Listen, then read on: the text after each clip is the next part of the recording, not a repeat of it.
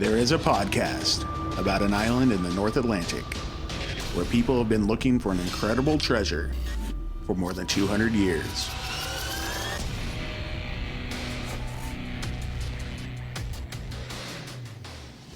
Hello and welcome back to Could It Be? An Oak Island podcast. We are your hosts, Deidre and Dustin White. Hey, what's up? What's up?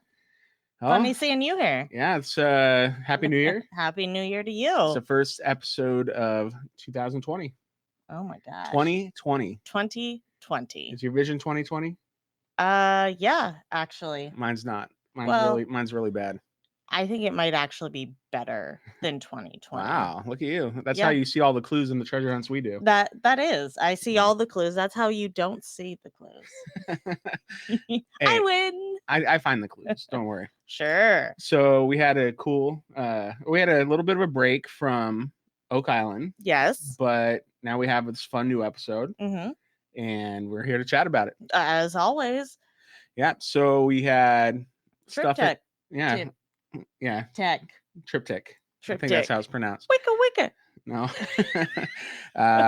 Usually that's like some kind of series of paintings that fold onto each other or something. Yeah, they're usually hinged together. They're hinged together, if you will. Yeah. However, the paintings that they talk about, they're not actually.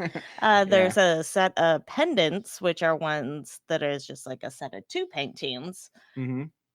Well, so that scene, the Arcadia scene on the picture, on the painting, it's two of them that go together, and then the third one that is a kind of another take on the same first scene, right?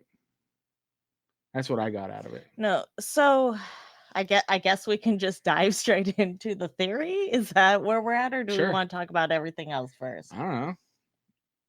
Whatever you want. I thought we'd go kind of from the top, but we started chatting about this about the Triptych. Yeah.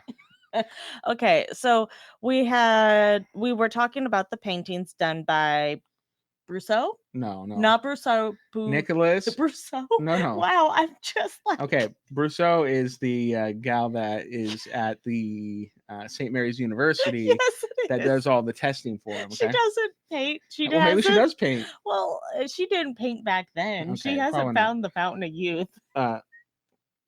Or maybe she has. Poussin. Nicholas Poussin. I went to Google, typed in how do you pronounce, and I typed in that word, and it said Poussin. I like Poussin better. Well, I don't know. But I also called him Brousseau. But anyway. He did a number of paintings in his time. Mm-hmm. And fun fact, did the Shepherds of Arcadia twice. Yeah, and we saw both of those on this episode. Of the two different ones. So one's in the Louvre, one's in a private collection. Okay, cool.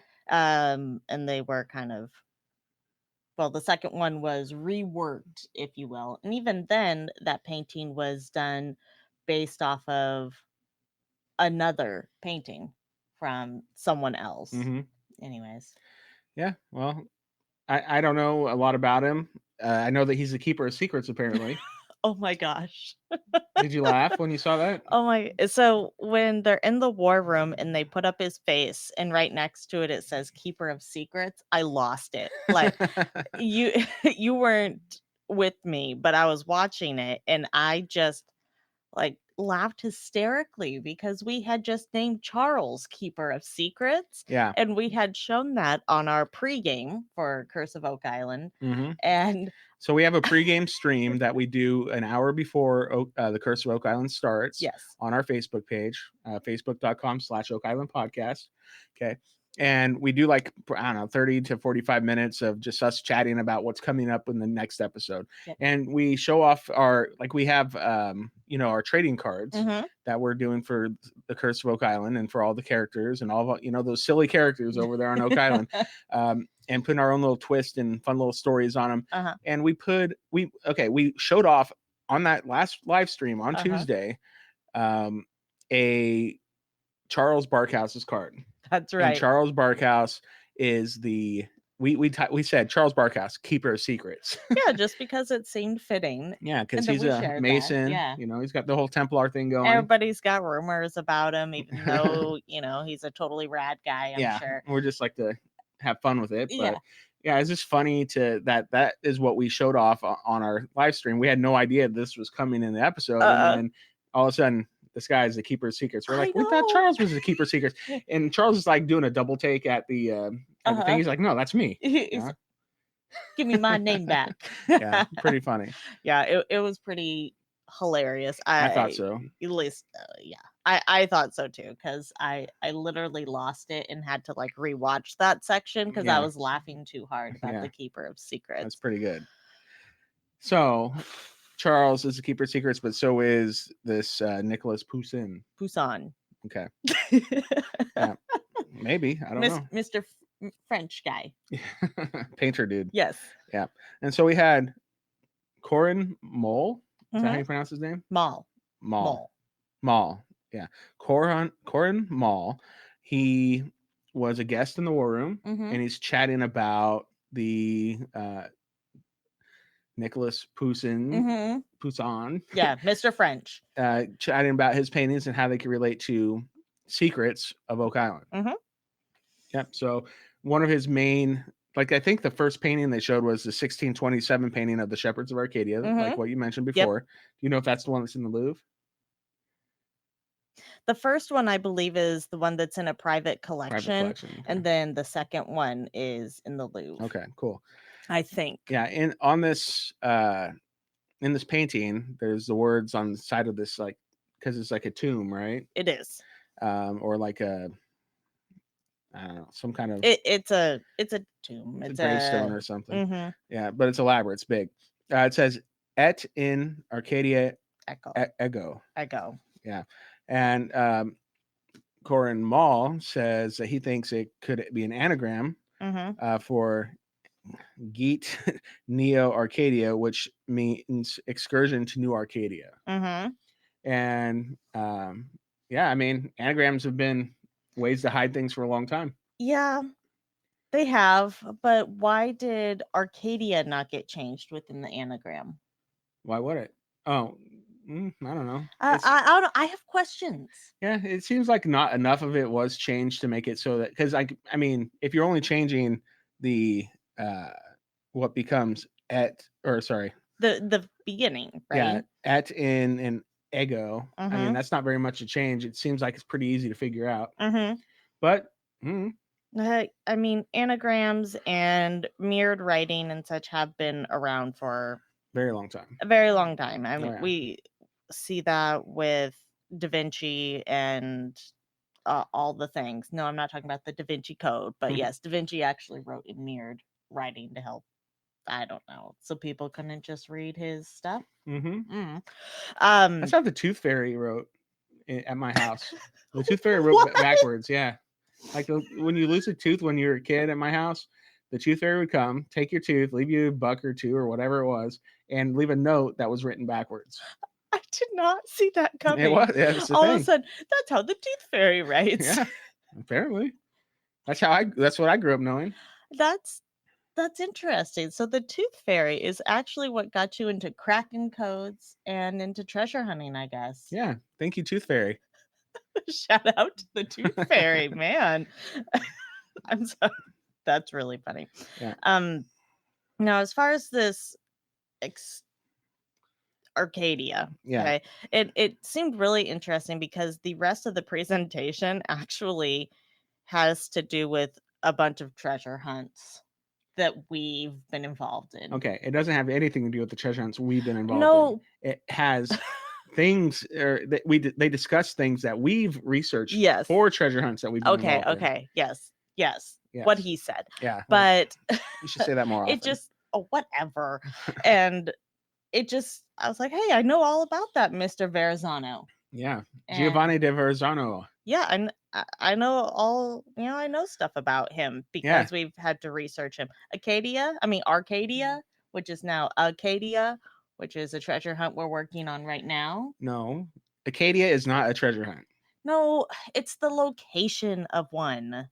Okay. which is The Acadia Fandango. National Forest, right? Yes, in that entire area. Okay, but And that's this is not about the same area. the treasure This, hunt is not Acadia. no, I just said it was about Fandango. No, it's the treasure hunt is called Fandango. I win. Okay. You're Moving on. driving me bonkers here. That's okay. That's what I'm here for. Oh, gee, thanks. Okay. I'm here to keep you straight.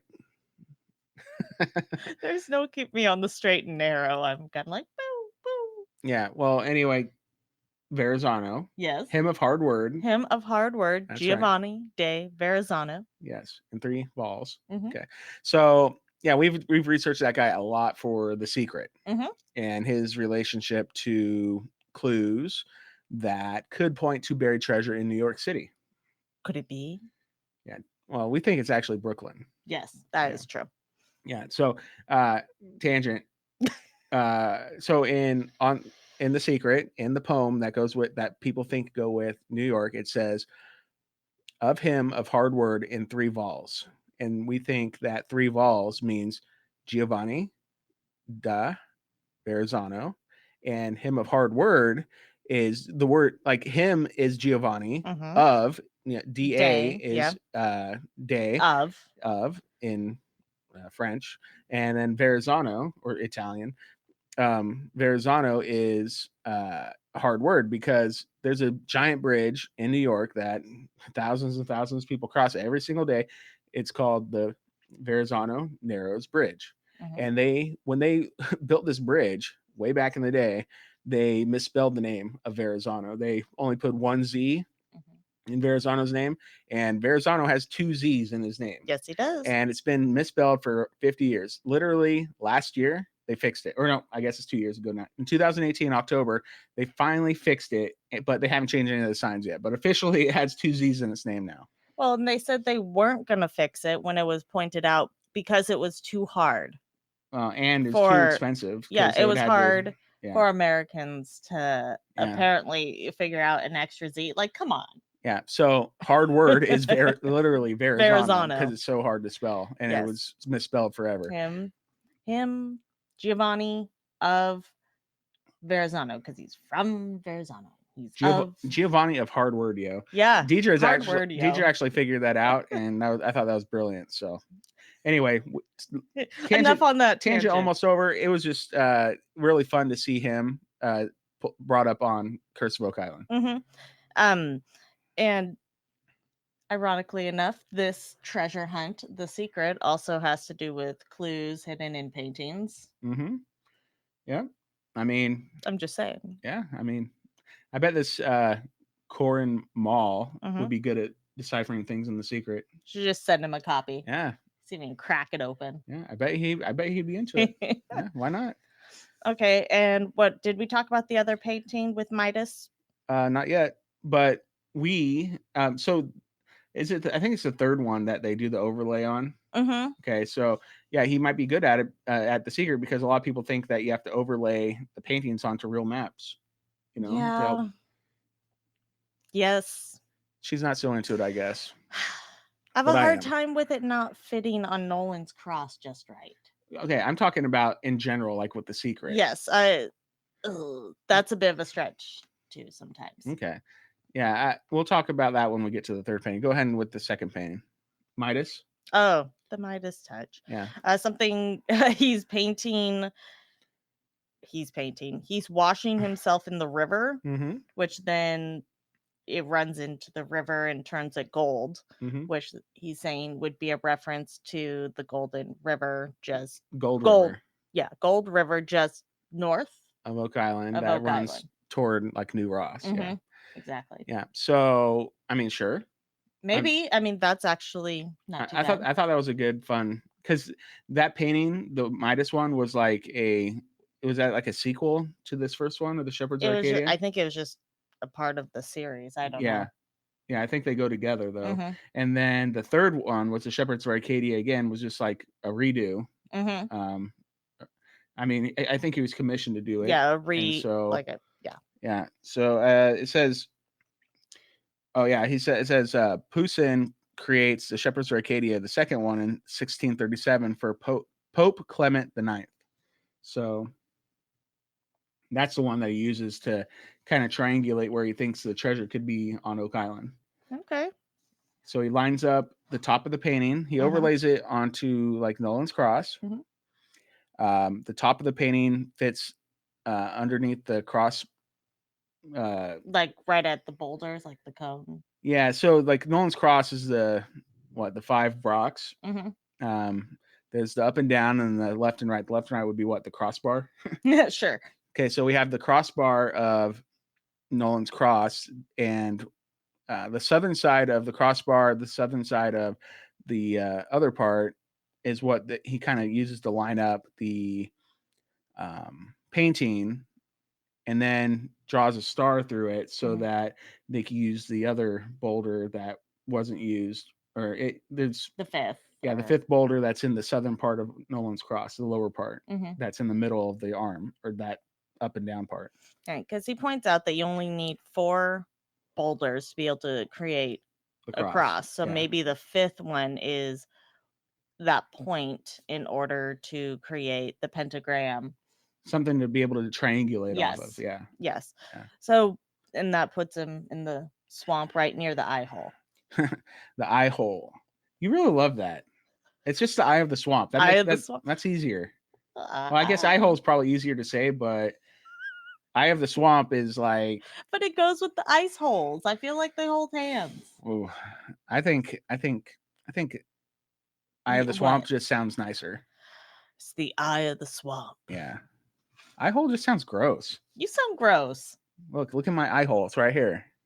No, that's just weird. Don't say that. You're weird. Eye of the swamp. Okay, say whatever you want. I will say what I want. Yeah. So, okay. So where are we at? Anyway, the shepherd in the painting is pointing at something. Yes. And so we're supposed to be following at what the shepherd points at. And if you line up the painting in that way, that's where he's pointing at the eye of the swamp. Yes. And so ultimately, they think that that's an important point, an important site. And we already knew that. And we were already, they were already intrigued and, from the beginning of the season, planning on kind of doing an excavation of some sort there. Yes. And they haven't been able to drain the swamp. So they scan it. Well, they're just waiting for their permits and they'll come, right? Yes, they will come. Hopefully, cross your fingers. Yeah, I was interesting. Wait, it's just an interesting theory, and we'll see where it leads because it's going to be a kind of a continuation into next week. Yes. Yes. Yes. Yes. They ask him what he thinks is there. The Ark of the Covenant. I hope so. I hope he's right. I'm really. Corin Mall. I'm pulling cross for my that fingers one. for you. Yeah, that's if there's anything there on Oak Island, that's what I hope it is. It's probably in like 12 pieces. Yeah. Later on, like at the end of the episode, like at the whole part where it says next time on the Curse of Oak Island, we have the swamp doctor coming back. Yeah. And he says that the swamp is dated from 1220. Oh yeah, that's right. And so that puts it in Templar time. If Templars had the Ark of the Covenant. I mean, it would make sense. Crusades. Yeah, I mean he would have painted this stuff, 400 years after theoretically the Ark was deposited on Oak Island, if that's what the swamp was created for, or whatever treasure. So, I mean, if he had secret knowledge, if he was the keeper of secrets, why not? Maybe. But we've also seen a lot of theories where they're naming people keeper of secrets. Should be interesting. It feels like there's a long list of secret keepers. I hope they all have a file, so we can pinpoint them. I guess we'll see. Maybe someday. Yeah. They need to have like an interactive website, like the Curse of Oak Island, where you can, you could click from like a drop down menu this theory. They already had their 25 best theories or whatever. Right. They have drop down menu, click on it. It gives you the theory. It gives you more details about it, and so that we can do our own additional research, because I don't know. Yeah, they don't get a lot of time. It's hard to, you don't get know everything. When when they're in there for hours and hours chatting with the team, and then you get a 10-minute war room session, it's hard to get the information that you really desire. Yeah, I mean, we don't have an opportunity to ask questions, from the other side of the screen. Yeah. So there's always going to be holes and questions. And... Eye holes. You said it, not me. Well, I'm only throwing it back today, at you, Junior. All right. Okay. Can we go talk about Smith's Cove now? Yes. Because that's insane. Yeah, bump out, yo. Bump it out. Bump it out. Yeah, there's a lot of stuff going on with that bump out. Okay. So Billy's in there. Billy bump out. Billy the bump out. Yeah. Wait, that doesn't even make sense. Billy digs the bump out. He's digging in specifically Mike's box. Yes, Mike's box.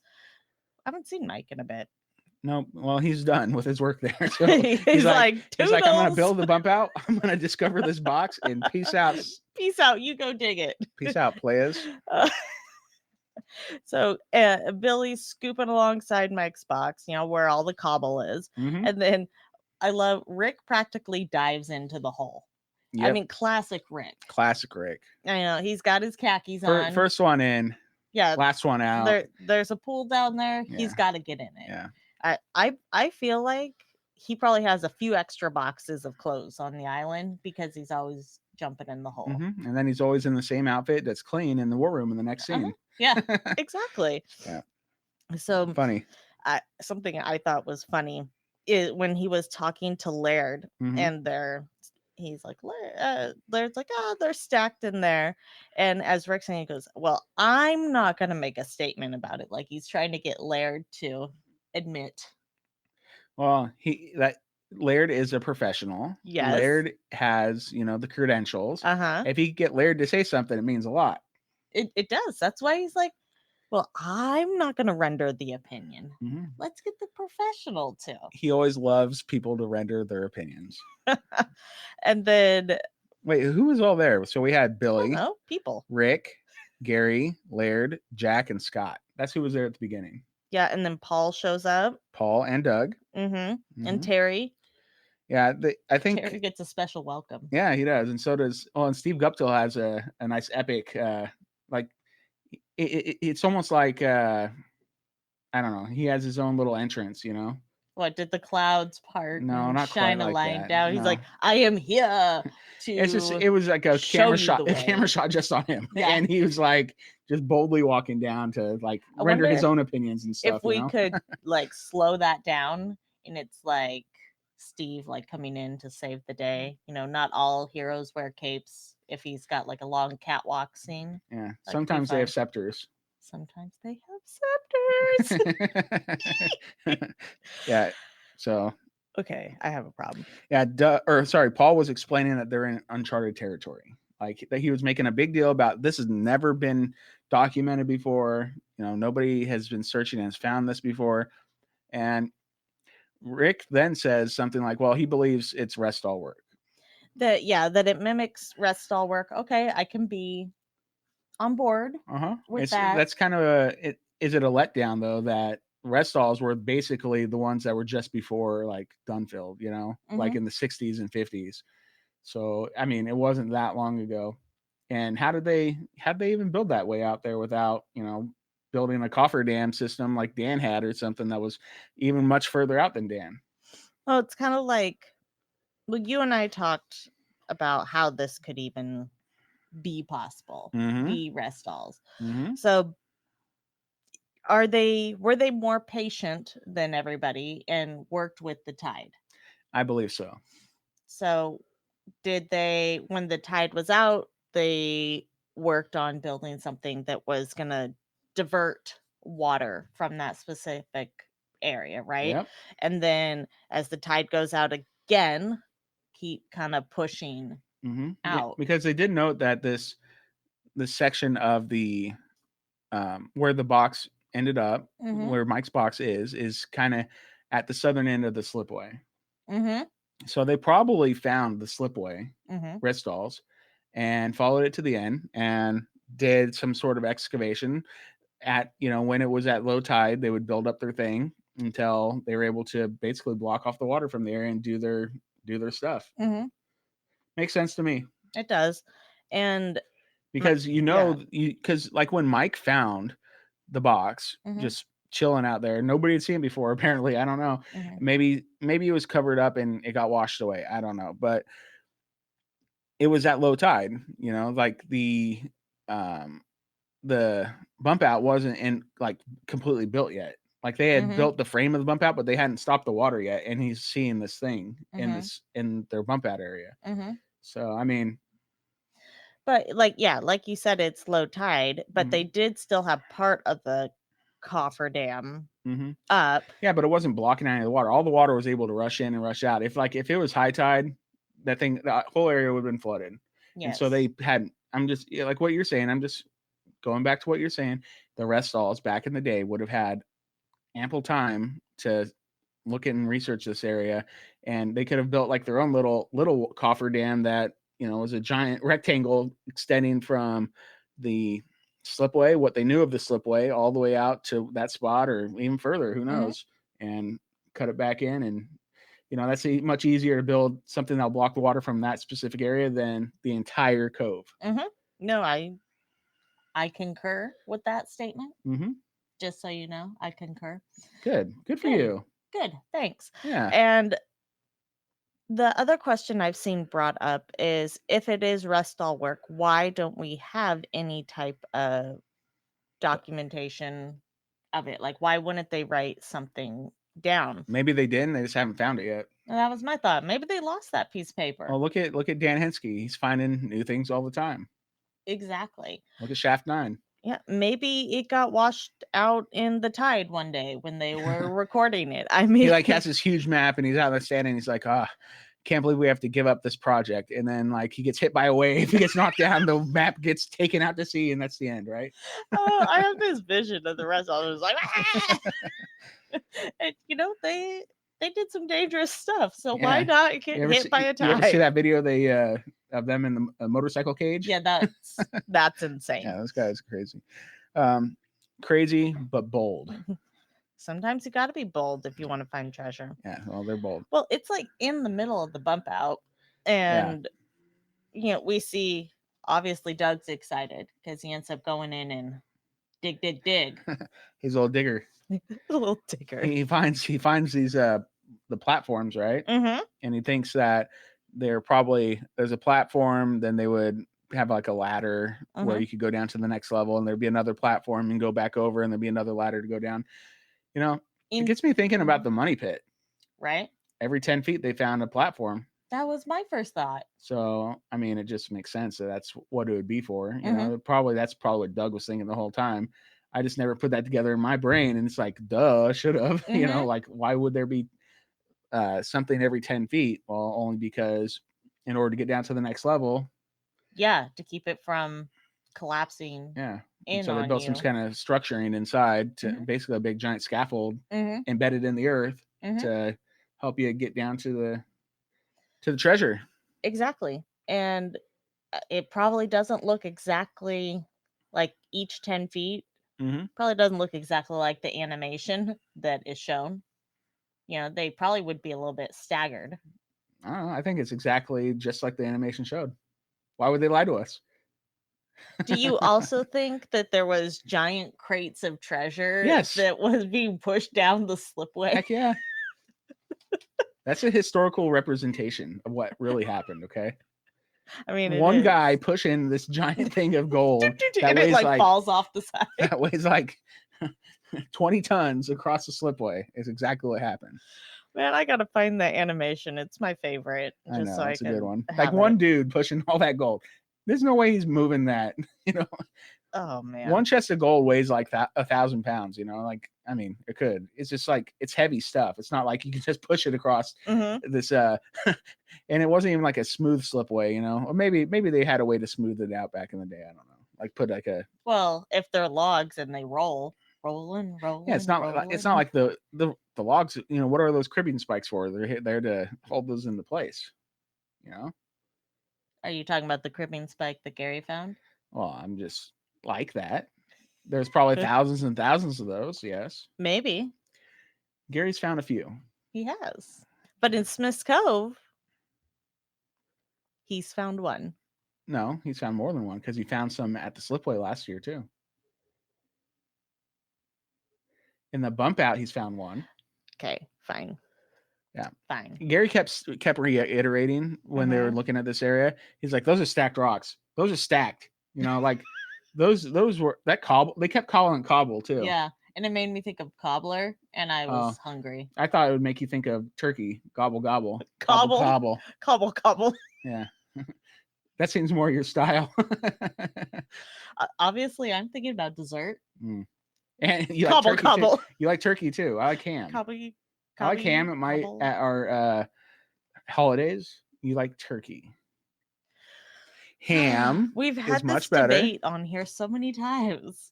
Or DJ does make a killer tri-tip roast. I do. For Christmas for her birthday, and it is excellent. We had that last year, just a couple weeks ago, because this is the first episode of this year. You're so funny. You got the jokes, so man. Good. Thanks for making that on You're your welcome. birthday. It was really good. It was quite tasty. Mm-hmm. Okay, more Smith's Cove. So we know Gary finds another spike. Yeah. So do you want to talk about that cobble at all? What about the cobble would you like to talk about? I mean, look at it. I mean, that is probably the real reason that Restall was so interested in this area, because those things were probably stacked well before Restall got there. At least maybe he did it, but I mean, I don't think he did it. You know, it's like that's what he was investigating. That's why that wall's there. Mm-hmm. So this French drain or cobble, if we will, and then we have the logs right beside it. So are we saying Restall's built that structure, the Mike's box, right, with the tar paper, and they built it alongside the drain, right? And so drain's original, Restall not. Yeah, well, it could be. It might not even be Restall. Might still be before them. I don't know. He just said it looked like Restall work. I'm going Restall. Yeah, maybe. I'm all my chips are in. Restall, I'm sure, kept good records. You know, like I remember I've seen like some of his papers and stuff. I don't know if they're really good records, but you know, I've seen stuff with his like signature on it, and what, you know, like Robert Restall or whatever, and that would be his signature. Yeah, but I mean, I've seen stuff with his John Hancock on it, you know, and I don't know. Like maybe it just hasn't been found yet. Maybe it got washed out to sea. Maybe they got hit by a wave. Yeah, I don't know. I'm just saying it could have been prior to him too. Okay, but we have to remember, while yes, they kept good records, they were also all human. And right? They all thought they were going to find the treasure tomorrow. Everybody thought they were going to find tomorrow's the treasure. The day. Tomorrow, it's the day. This is the year, or whatever it is. And they didn't have the same resources that we have now to be able to go back and confirm what has or has not been done. And you know what? After digging a long day in the cove, you're probably pretty tired and just like, okay, I'll record that tomorrow. And then I'll record that tomorrow. Yeah. And then I'm really tired. I need to take a nap and eat some cobbler, and I'll record that tomorrow. Yeah. I don't know. You know, Terry was excited while looking. You know, sorry, You're fine. I'm kind of done with your tomorrow. Okay. Anyway. Thanks. Anyway, so Terry noticed that he's like, oh, there's a piece of timber sticking out of the rocks. Timber. You know, but that's significant because why, if there's all these rocks built up, why would there be any kind of wood stuck in the middle of it? That's, you know, that's weird. And wood doesn't like grow through rocks typically, you know? No, it grows around them. I remember we had a tree that was growing and eating a boulder back in the day with one of our treasure hunts. Yes. But it's not, you know, like there's all this cobble and then there's wood sticking out of the middle of the cobble. That doesn't make sense. Well, and if it's horizontal like that, it's going to be definitely a structure or something. Well, obviously something, but it's just weird. And that got them excited. So they're, in turn, I'm excited. I mean, even Terry jumped down and he's like poking it with if Terry's excited, That's a big deal. Well, when you get these guys that are professionals, geologists, archaeologists, surveyor, you get them excited about something.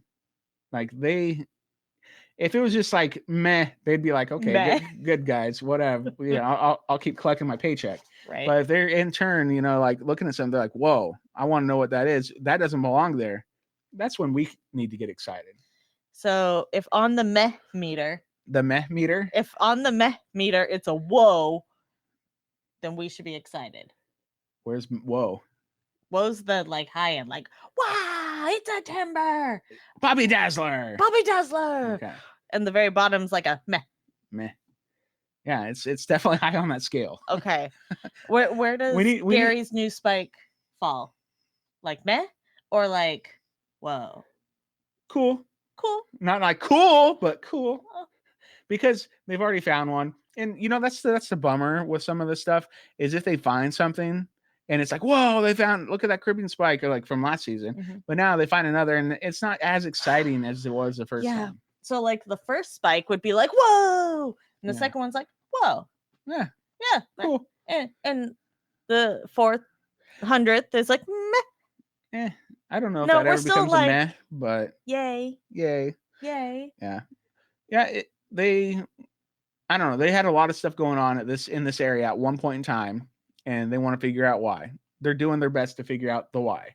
They're doing the best to figure out the what and the who. It's like Rick's list. Yeah, and he checks it twice. Ricky Claus. Hey, were you guys visited by Ricky Claus a couple weeks ago? Were you good little diggers and good little?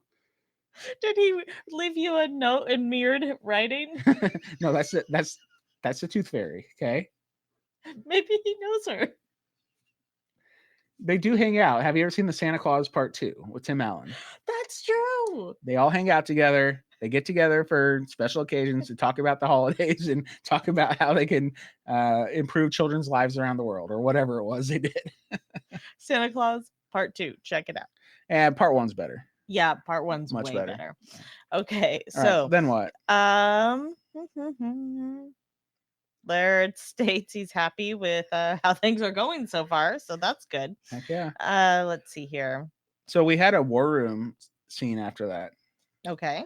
And they had Marty in via teleconference, right? Yes. And a couple people that were at, because like Rick's like, let's call it a day or whatever. Yeah, he was tired. Yeah, and so everybody else. Yeah, and so they had a group of the guys from that day go to the war room. A few didn't go, but the people that joined them were. I have it on my list here. Let me check it twice. Do I not have any notes on that? Yeah, so Craig, Dave, and Charles showed up into this that's right. Teleconference meeting. Marty suggests that they were trying to find a way to shut off the water, and that's why that Mike's box was made. Mm-hmm. So what do you think?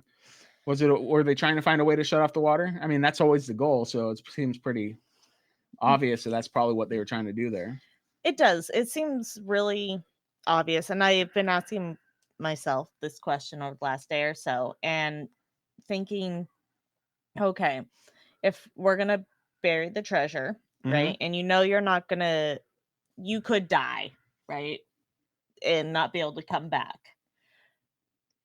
But you could pass it on as part of your legacy, or maybe you will be able to make it back. When you come back, you still have to have a way to shut off said flood tunnels or booby traps. At one point, that is going to be the goal of somebody that's coming back to check on the treasure. Yeah. To retrieve it or whatever it is. Yeah. Okay, so there has to be a way to do that. And does that way involve like a ton of people? Or was it intended that one person should be able to come back, shut off the flood tunnels, or like a small group? Regardless, they're going to have to get there by boat. A boat takes a number of people to sail wherever they're coming from to get there. Yeah. So probably a small group of people at least. Yeah. To shut it off. Mm-hmm. But they're not going to do it with dynamite. No, and they're not going to do it with a cofferdam apparently because those metal the metal sheets that they made the cofferdam with, those are driven down 25 feet. Mm-hmm. If I'm pretty sure that they're not digging quite 25 feet. No, they're like 10 feet under Mm-hmm. finding that potential finger drain. Mm-hmm. So they've shut it off essentially right now. Mm-hmm. Or like, so if there's still water flooding into the money pit, it's not coming from at least that finger drain No, it's coming from the ice holes on or the south shore of the island, right? yeah, but there's also potentially on the north shore another place where it would be coming in. And that's because back in the day they did the dye test and the dye came out of just north, just south, and through Smith's Cove. Mm-hmm. So multiple booby traps or multiple natural passages of water. Mm-hmm. But yeah, I mean the finger drains, the Smith's Cove part should be cut off right now. Like as far as maybe not right now, but like on the Mhm. show for what they're doing, that should be blocked off from any water getting Mhm. back to the money pit from Smith's Cove because they've essentially would have sealed it off with these metal Yeah. things they've been sticking down there Which with that hammer, that vibrating hammer thing. makes sense. But whoever's going to retrieve it is not going to do that. And No. whoever's going to retrieve it probably, let's say it's the Ark there. Yeah. And it's enough people that would be able to crew a ship Yep. to come on and retrieve this. Sure. They want to be able to get in and out relatively quickly. Yep. None of this has been relatively quickly. Not over 200 years, no. I mean, we're just now at the point where they can even look at almost all the lots on the island. So, I don't know. Wasn't it funny that, just when we're talking about time, like how long things have taken, how long things should take, if you know the answer, if you know how to shut it off, and you know how to go and retrieve your treasure, compared to things like, remember one of the first episodes back when the show first started and they start setting up this equipment to pump water through 10X at the time, and Rick thought the gold coins were just going to start shooting out, right, or whatever, like they thought that it was going to be so easy, and look where we're at now. This is crazy. It's crazy. It's mind-blowing. Mm-hmm. So it's one of those things you have to step back and say, okay, who has the secret right now? Well, there's a secret keeper somewhere. Charles. No, but how would you shut them off? Just trying. That's what I've been trying to wrap my head around is how, in order to retrieve said treasure. Well, that's what they think the 90-foot stone might say. Hidden instructions to turn off the flood system. Okay. Then we got to have more emphasis on finding that stone. Yeah, you do. And they are looking for it. It's an active search. Don't you fret. They are definitely looking for the 90-foot stone. And I am confident it'll be found at some point. Thanks. Don't fret. Okay. I'll stop on my tangent. Stop on your fretting. Okay. Stop on my fretting.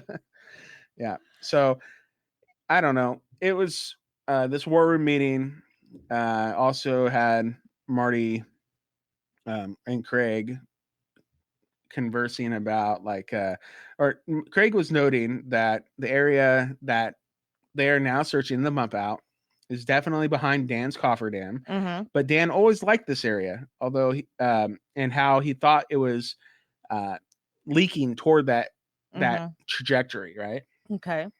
Yeah. So if you have somebody that's lived on the island for 50 years, really interested in that spot, was never really able to get to that spot himself, it's probably a good thing to check out.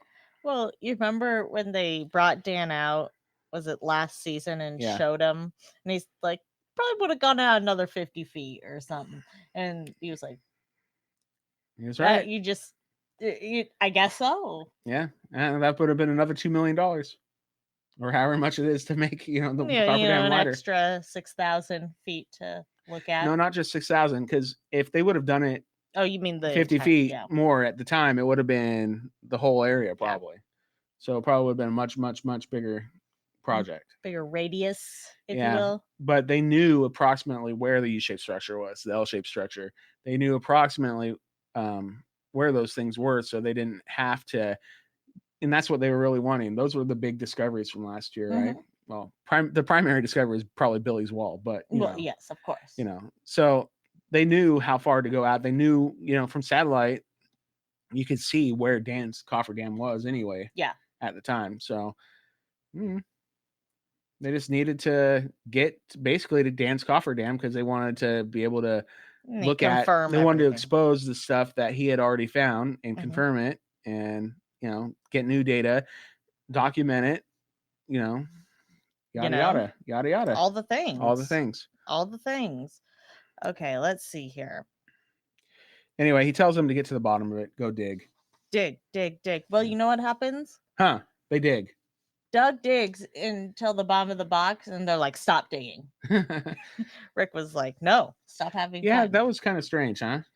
But I mean, it makes sense. It makes sense. But I Doug, felt bad for Doug. I think Doug was excited. He's like, "Wow, guys." Yeah, he's showing them the floor that like it would keep going down. Doug's kind of taking point. Yeah. On some of this. I'm impressed. Yeah. Him and Steve have really working together to, between the map and the research. And exploring. Yeah, because Steve's like, "Hey, Doug and I are going back to the research center. We got to get this data in, and we'll come back and give you a new spot." Well, that was in a different location, but they seem to be in the research center a lot. They do. They're like the dynamic duo. Yeah. Yeah. Who's Batman? Me. If you can be Batman, always be Batman. There you go. She's Batman. Okay. Yeah.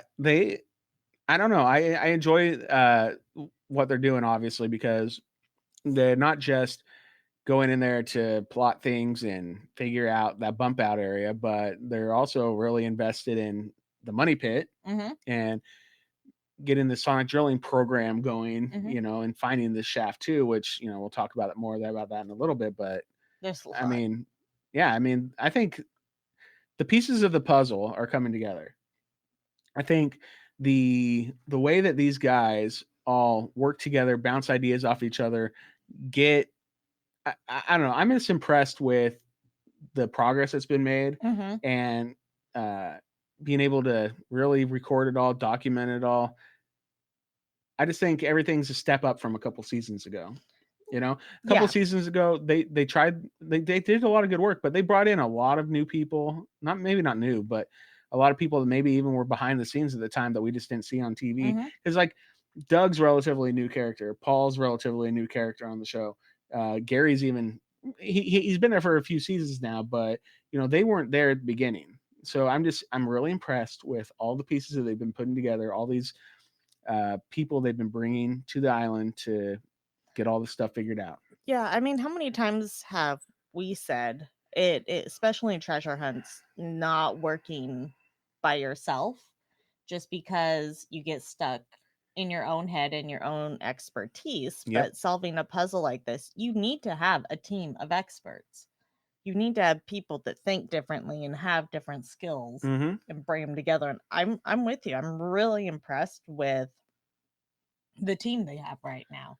And it seems like they all really work well together and create, they've made so much progress already this season. Yep. It's kind of amazing. Yeah. I mean, yeah, it's exciting. It's fun. I'm excited to see where they go and where they take it. They're going to take it all the way to the back of that bump out because they're done digging out Mike's box for now because they don't want to get boxed in. Yeah, that was Rick's primary concern, right? Yeah. So he wanted to go to like one edge and kind of sweep the whole thing. Yep. And it makes sense. It makes sense. They were just excited about the thing they saw. Yeah. So they had to check it out. Right? Of course. It makes sense to check it out. Why wouldn't you want to? Yeah. But it definitely it makes sense what he's saying. So all right, what else we got? Do we have anything else for Smith's Cove that we had a lot of Billy digging surgically? Yeah. We had the metal detector with Gary and he found that cribbing spike. We had I don't know, they were talking when he found that spike, they're talking about, well, it could be up to 400 years old, like the other pieces of iron that Carmen Lake checked out, the blacksmith over in New Ross. But I mean, it's all theoretical, like they're not exactly sure. that's why they're so excited about the dendrochronology about that, Mhm. because it could give you such a exact moment of Range. time when Yeah. a tree was chopped down, Mhm. basically. Because with all those rings, they know that this ring means this ring means this year, this ring means this year. They can follow it all the way back, and this is where the ring stopped. Guess what? This is the year it was chopped down. Mhm. So that's exciting, and they're super excited about how the dendro has applied to what they've been finding, and then they do some more Mhm. dendrochronology on the stuff they find out of the money pit. Yep. So See. yeah, so we want to talk about the money pit. Sure. Money pit it is. Yeah. Or actually, you know what? I want to wrap up the swamp real quick. Oh, the swamp. Yeah. So because we only got a little bit. Yeah, we talked about the eye of the swamp with the theory from Corin Mhm. Mall, and then we have we had Rick Mhm. and Steve, Rick, Steve, Tony Sampson, and then Steve Watson, mm-hmm. and then Steve Johnson. No, Don Johnston. John, not Steve Johnson. That's a lot of Steves. That'd be a ton of Steves. That would be a lot of Steves. No, Don That'd be Johnson. like a gaggle of Steves. What are they, geese now? I don't know. But yeah, that we'd have way too many Steves. No, there's never enough Steves, right? Bring on the Steves. Yeah. Anyway, so we had the two Steves, the Don, the Rick, and the Tony, but the guys that we're familiar with were jumping into the swamp.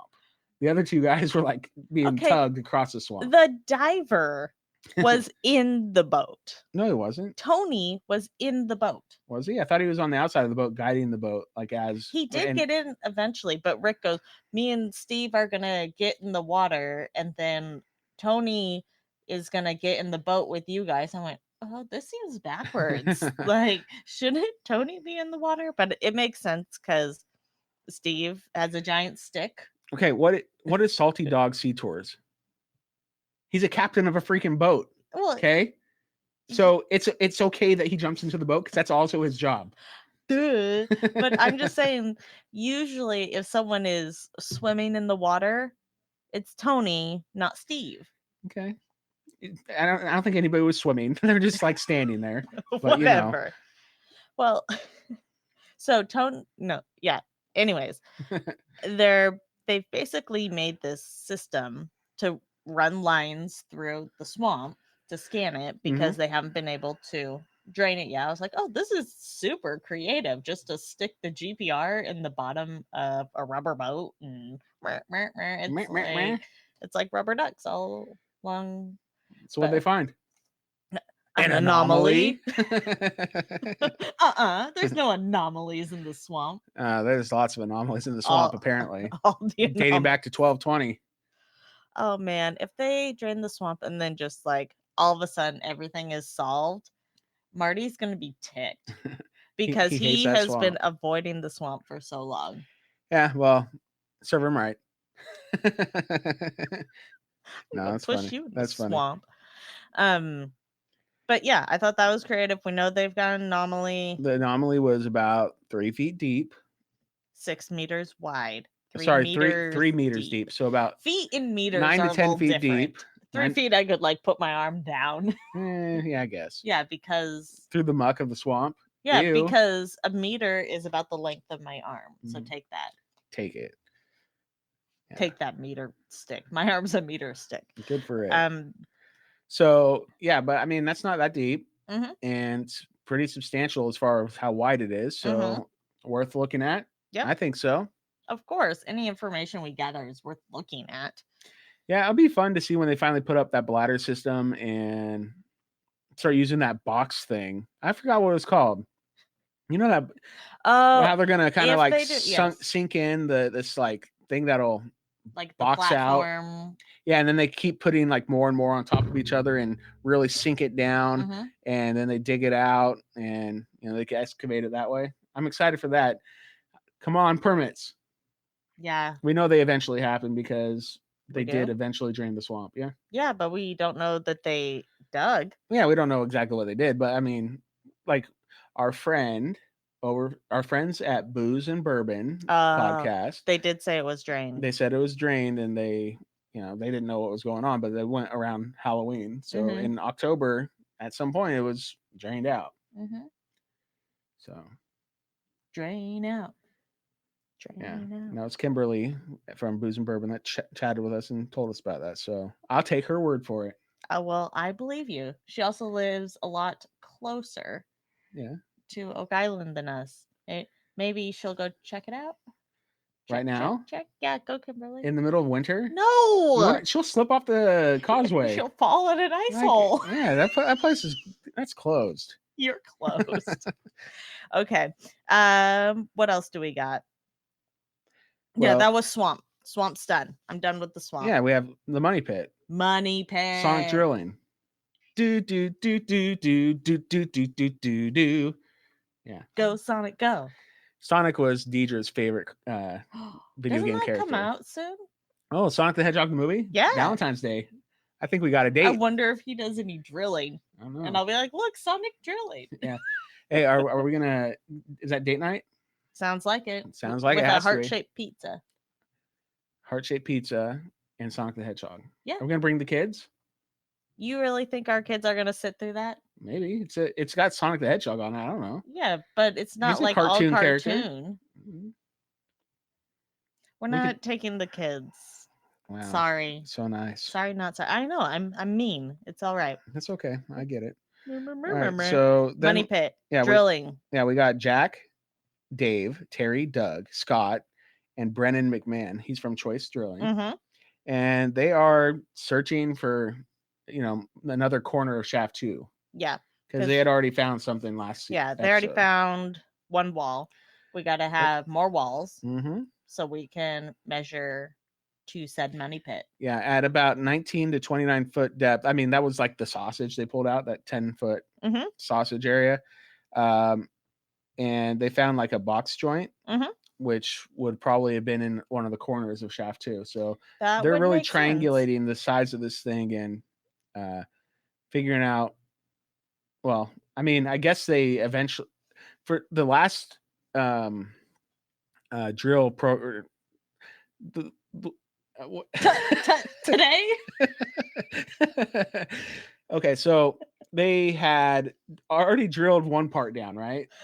So they must know how deep it goes, right? Yeah, it's not that deep. It's like 20 feet or something. No, I'm talking about all the way down because Rick told him last time to go past that. Oh, keep drilling until they run out of wood. So they found maybe a corner here, and they're just going to keep drilling down, and they're going to get to where. What is so funny? I'm sorry. My bad. I did not ruin the show. Drilling down because we're drilling down, like a drilling down does. Yeah. Anyway, I don't know where I was going with that, and so I'll just. You already knew how deep. Yeah. Well, I'll just start at now. They basically know where the box is for the shaft, like the corners of the shaft, and they're gonna go one way or another, northeast, south, or west, to try to figure out which way the tunnel goes over to the money pit. And it looks like next week looks like they found it. So, I mean, the fact that they find a corner is a pretty big deal. They need to have a bunch of different spots, hit the different walls.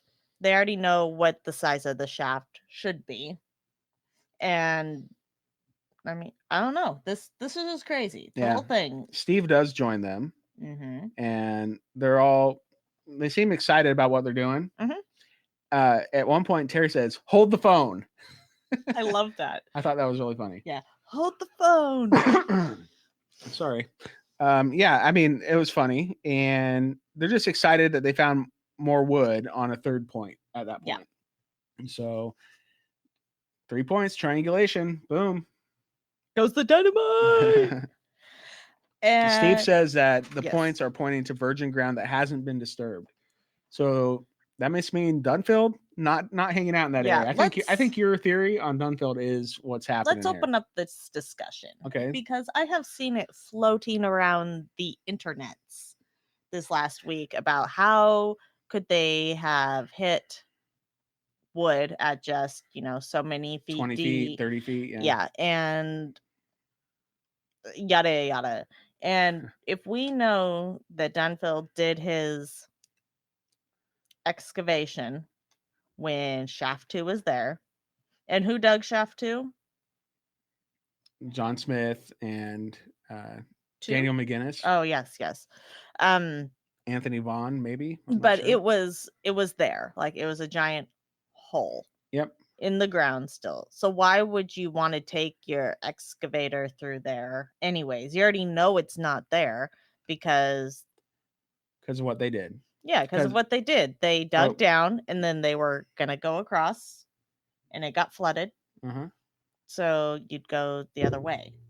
I don't know. In my opinion, it is virgin ground.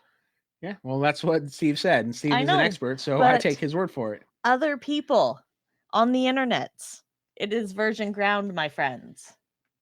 Interweb people, listen to her. Interweb. I don't know. It only makes sense to go from like to over. Yeah. The Over. Over. Yeah. So Okay. Jack is super interested in getting dendro data from the wood they've collected. And so that's what they then do. Dendro, here we come. Mm-hmm. And I had a note here that Steve and Doug go to the research center to input the data from what they have discovered from that day of sonic drilling. Yeah. So they stopped at that point, and Terry's like, okay, well, hold the phone. Hold the phone. No, that the search for the money pit continues for at least one more day or one more hole. Did he say that? Yeah. Okay. Yeah. Because they stopped and waited for Steve and Doug to go back to the research center before putting down another thing. Because, I'm not going to spend money on another hole that's just a guess. You already got the guys with the info. Let them go tell you where to put the next hole. There you go. Boom. Goes the dynamite. All right. War room? Yes. So we had Craig via teleconference. He had dendrochronology data from shaft 2. He had results. He didn't just have results.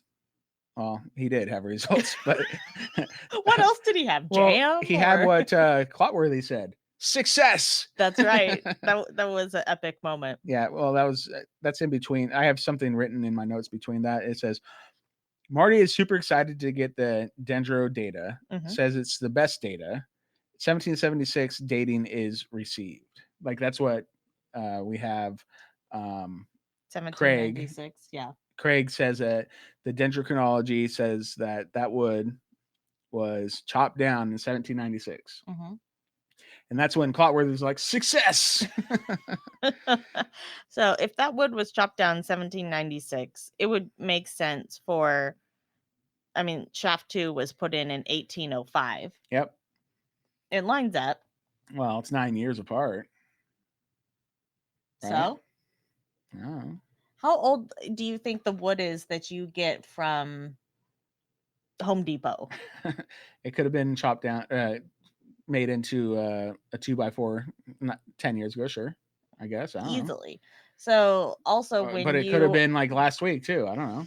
But okay, so wood, for example, for your fire pit, you don't ever use the wood that you chop down initially, right? Okay. So you're going to chop wood down and you're going to let it dry out. Yeah, makes sense. So that it's sturdier, if you will. If you're gonna, okay, sure. So but I thought you were talking about firewood. Laying around. I thought you were talking about firewood. Well, I was using firewood as an example because if you were going to use firewood, yeah, you don't burn wet wood, and it's going to be wet if it was alive when you first burnt it. When you just burnt down the wood. No, when you first chop it down. Yeah. So the same thing with whatever, if they're constantly building structures and such, they've probably got plenty of wood that was chopped down and laying around there. Yeah, I hear you. And they discovered the money pit in 1795. So this could have been just the next summer. They chopped down a whole bunch of wood. Actually, that makes sense now because they probably wanted to clear out the area. And so they chopped down all the trees so they could get started on their excavation of the money pit itself. Right? Yes. And then they had the wood just lying around for years and years. So, then they need to start building the shaft 2, 10 years later, 9 years later. So they just use the trees that are already chopped down, right? Yep. Boom. Boom. Dynamite. No. It goes boom. Axes. A- Axe cut wood. Yeah, I don't think they use dynamite to Saws. get trees down. Saws. Yeah. Yes. I mean, it would be pretty explosive if they use dynamite. It would be explosive if they used dynamite. We've been rewatching Lost, Uh-huh. and they tried to use dynamite inside the hatch in one of the episodes. Yeah, that was a bad idea. Yeah, boom. People got hurt. Yeah, it was anyway, old dynamite. So Rick was like, "Hey Gary, what is that word you use?" Gobsmacked. Gobsmacked. Oh, that was good. So Rick was feeling gobsmacked and pretty darn excited. I love that Gary knew what word Yeah, it was. Uh-huh. What's the word for that? He's Gobsmacked. expanding his vocabulary. Mm-hmm. That's just, it's a little mind blowing. I guess they said that the only question that really remains is if the 14-foot number is correct. Mhm. Like as far as 14 feet to the money pit from where shaft 2 was. Mhm. Because I don't know, maybe it's not 14 feet. Maybe it was 15 feet. Maybe it was 13. Maybe it's 20. Well, you have to ask yourself, where did the 14 feet start Begin. at? You know, where's the point of origin? Is it Mhm. the wall? Is it the center of the pit? Well, they already had an operation at the money pit, and that's now flooded at this point, back in 1805. And so would it be from the wall closest to the money pit and then the wall of the money pit that was closest to the shaft? Is that what they're measuring at 14 feet? Probably. Maybe. I have a feeling if they have 14 feet as an exact measurement, they probably have it from a map of sorts, and it's going to tell you where the point of origin is that they're going to measure from. But the problem is we're looking at shaft 2 underground and kind of guessing which point is that. Why don't we have x-ray vision yet, guys?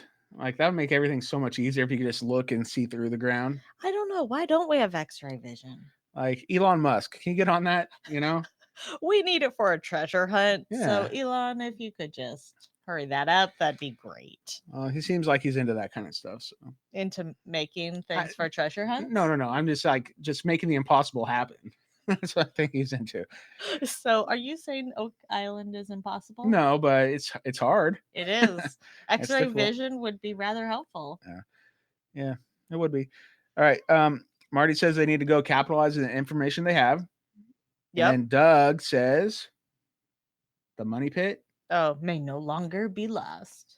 Dun dun dun. Dun dun dun. So hopefully that's the case.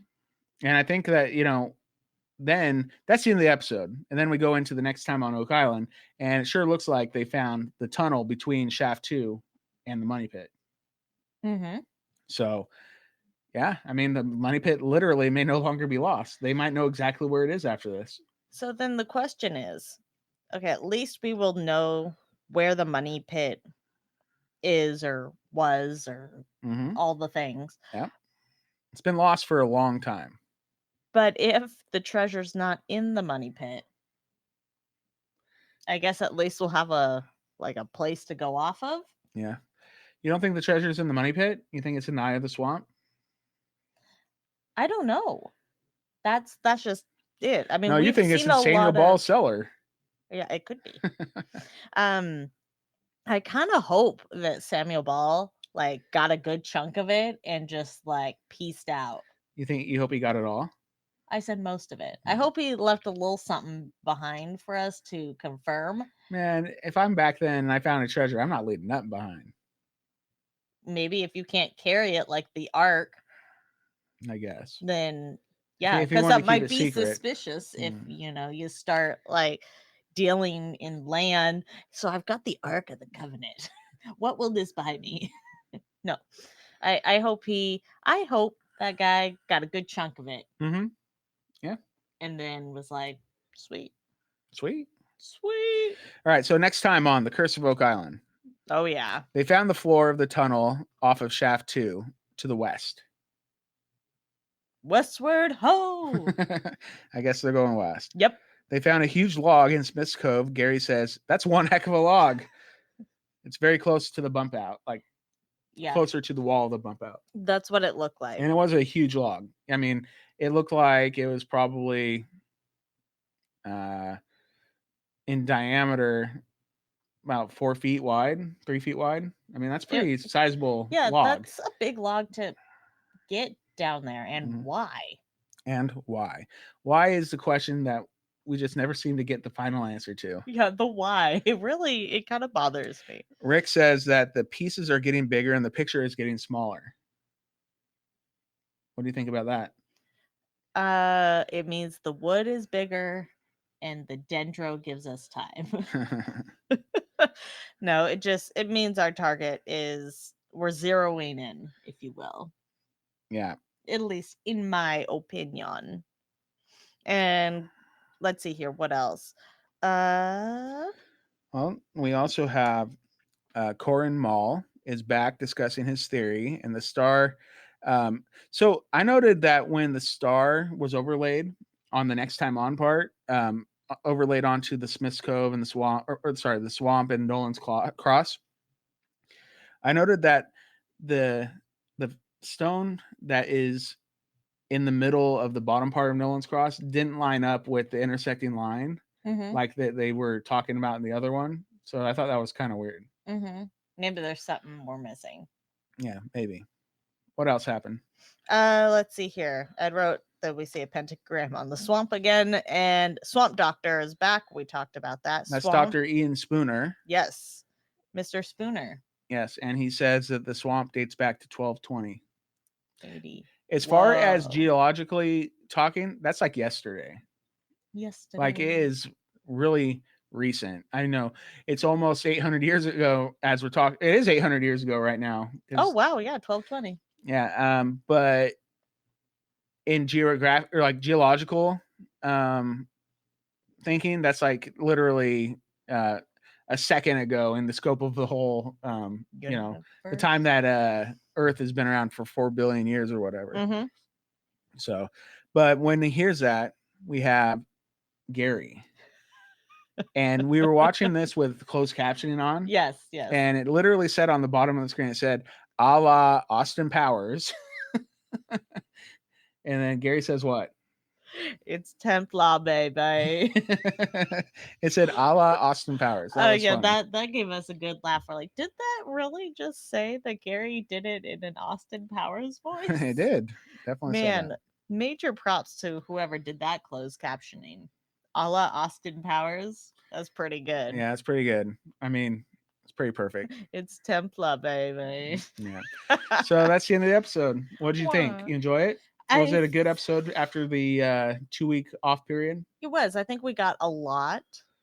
There's just so much going on the island this year. Just like thing after thing after thing. I'm excited to see a little bit more of the swamp action this episode because the swamp was so ignored last year. Even though it was supposed to be part of the big 3, right? Yeah, well, at least they're, working on it big time this year, right? Hopefully more. They will. Like we said, our friends at Booze and Bourbon said it was drained, so we know it's coming. But I think Smith's Cove obviously has always been heavy-handed here. But we saw earlier in the season that Marty said they hope to be able to put an X through Smith's Cove. Figure it out. Yeah, the reason that Smith's Cove was so looked at is because they knew they would find stuff there. The swamp is still a mystery. They're not sure what they're going to find there. Money Pit, they don't know where it is. That's been lost for, decades. So, I mean, which is a tiny bit of time. Yeah, it is. Geologically speaking. It is. But what I'm saying is that they knew they could find stuff in Smith's Cove. So, of course, they're going to go there, make those rediscoveries and new discoveries. So it made sense to go there and spend so much time on there, especially for TV purposes. Well, and for anybody if you're going to consistently find things in Smith's Cove, it's kind of like I say with treasure hunts, especially the curated ones. Not that this is a curated treasure hunt, but like I'm saying with the books we work on, you have to have some quick, easy wins, right? Something like it stands out. If you know. Oh, I figured that out. Yeah. Oh, I know where that is. yes, you have a win under your belt. With Smith's Cove, we know a lot happened there. Mhm. So the likelihood that you're gonna find something is high, right? So that's always morale boosting. Yep. And that's gonna help you carry that into maybe some of the bigger challenges like the swamp. And I'm just glad we got a swamp doctor, man.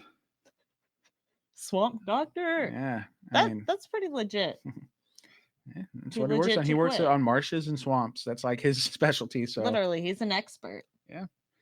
So I guess that's that. What else we got for our listeners this week? You know what we have? What? Clotworthy moments. Clotworthy. Do you have Yay! success? Is that a clotworthy moment? I can't tell you. Okay. All right. Well, what can you tell me? I Can you can tell me tell- who won last week? I can tell you who won last week. Would you like to hear? Yeah, it was a landslide, right? Maybe. It was like a lopsided win. It really was. Landslide.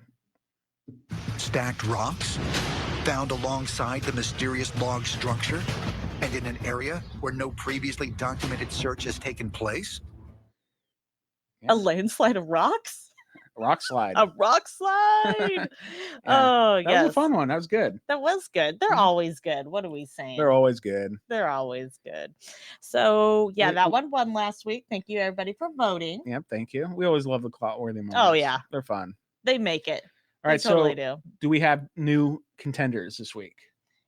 You know what? You ask me that every week, and I'm kind of wanting to say no. There's no.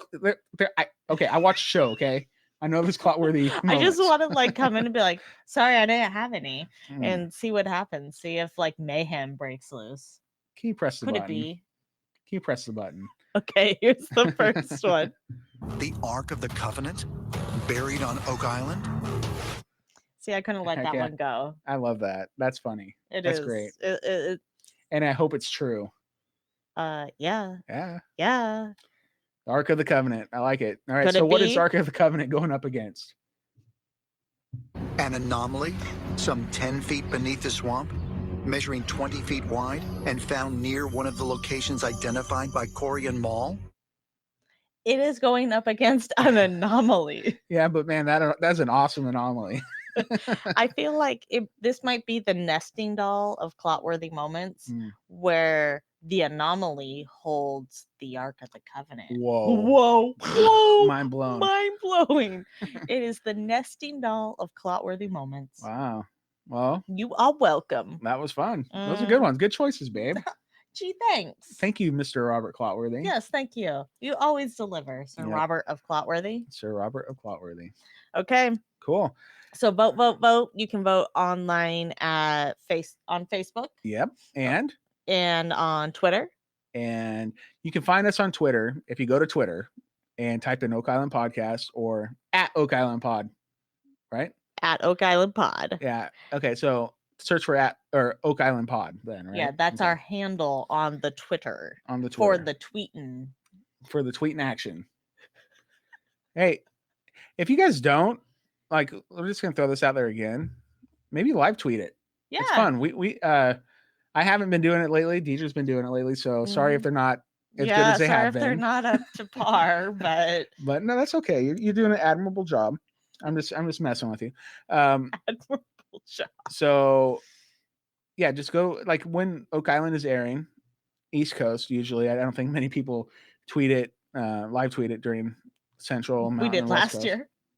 Yeah, we tried. So but yeah, just just use the hashtag Oak Island cursors. Mm-hmm. That's what people use. It's fun. Mm-hmm. If you want to find ours, usually we throw could it be hashtag on there. Hashtag could it be? Could it be? I think it could be. It could be. All right. Okay. So vote. Tally the votes. So And next week, how a do lot of new ones. How do they find us on Facebook? I know I already said it once earlier, but At Oak Island Podcast. That's all you have to do. At Oak Island Podcast. Email? You can't vote via email, but you can send us an email at oakislandpodcast@gmail.com. Okay. How else? Hey, P.S. There's some great emails in there, and I'm sorry it's been a crazy week, and we're gonna respond to you. Yeah, you know we actually we're totally failing because we had voicemails too. Voicemails? Yeah, don't you shut up? You heard them. I heard one, and I Oh. heard the one that was a Yeah. wrong phone call. Yeah. That was some long tangent. No, we have at least 2 voicemails. One of them was about like what is Dan Hensky doing sitting on all that information for all these years That's about right, the with sluice way? the sluice way. Yeah, but I mean, like we were saying earlier, you know, there's so much stuff to go through. Maybe they hadn't found it until just then. Like they haven't found the rest all paperwork from Mike's box yet. You know what?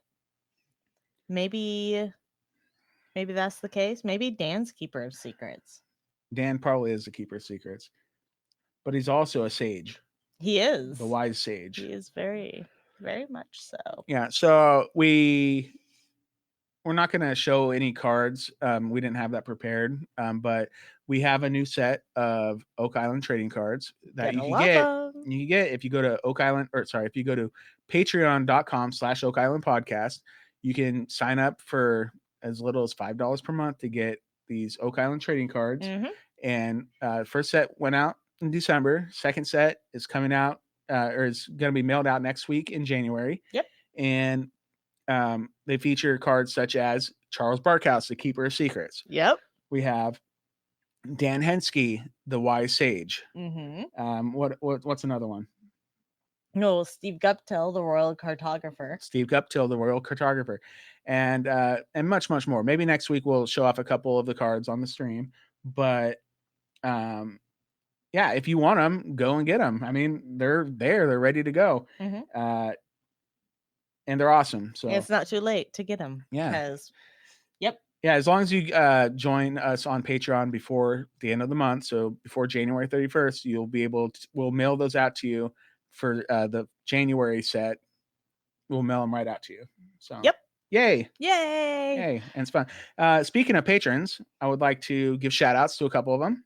Mm-hmm. We have Ben Berkman. Hi, Ben. Hi, Ben. Thanks for being a loyal patron and listener and all that jazz. You too. Rock. Jeff Wood. Yes. Jeff Wood also. Thank you so much. Thank you for your support, guys. Truly, you guys are awesome. Does mean so much to us. So much. All right. So reviews. Yeah, actually I pulled a couple of YouTube comments. Ooh, the YouTube. Yeah. So they're more of just fun. Yeah, because you can't really review on YouTube. You can say things. If you say nice things, I guess that's positive. It counts. Yeah. So we had one from Pick and Sticks Music Studio. Ooh. It just says, thanks for this video. Keep them coming. Wow, you guys are already over. Sorry. You guys are over 200 subscribers already. Yay. Woo! I guess that's good, right? I think a lot of YouTubers have like thousands. Yeah, but hey, we should celebrate what we do have. Hey. Thanks, you guys. I'm thankful for what we have. Over 200, like that.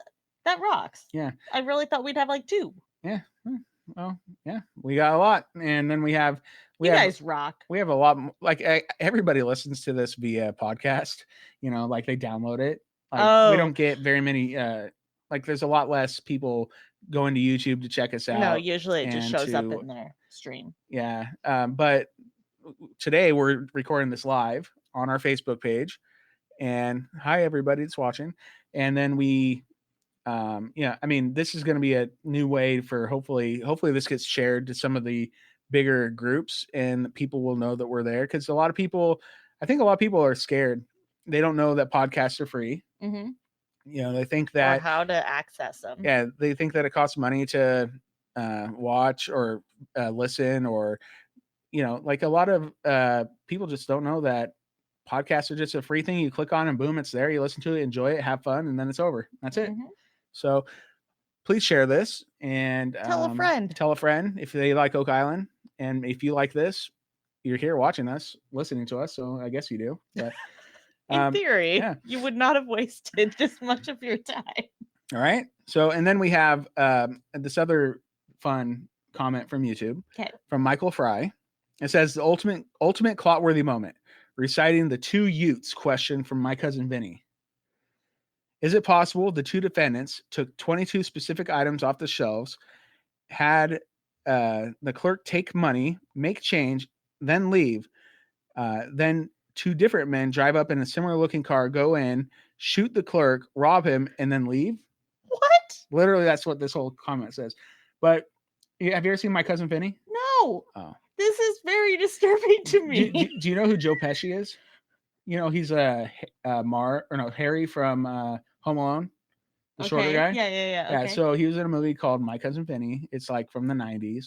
And he has like a really thick accent. And he instead of the two youths, he calls them the two Utes. And then the judge has the two what? The two Utes? And it's like the two Utes. And it's just a funny thing. And so he's just saying that and Robert from Clotworthy the 90s, I should know that. But he's just saying Robert Clotworthy should read that. And you know what? I agree. That'd be really funny. The two Utes. Maybe if we ever interview Robert Clotworthy, we can request him to read the two Utes. He'll be like, really?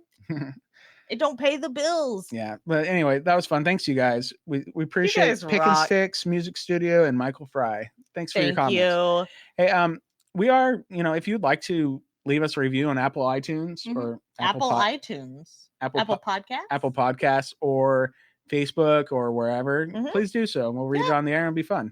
It'll be a good time had by all. Yeah, we could use some new reviews, so send them our way. You rock. Yeah, you guys are awesome. Is there anything else we have this week? I don't think so. No, I don't think so either. Thanks for anybody that tuned in live, and I guess we will catch you all next week, right? Yeah. So until next time. Could it be?